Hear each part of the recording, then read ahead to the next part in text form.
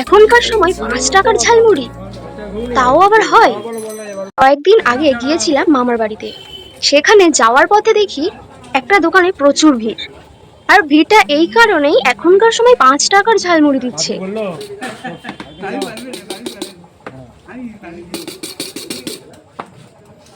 টাকার ঝালমুড়ি বলে কোনো কিছু বাদ রাখবে তা কিন্তু না, সবকিছু দিয়েই ঝালমুড়িটা বানিয়েছিল।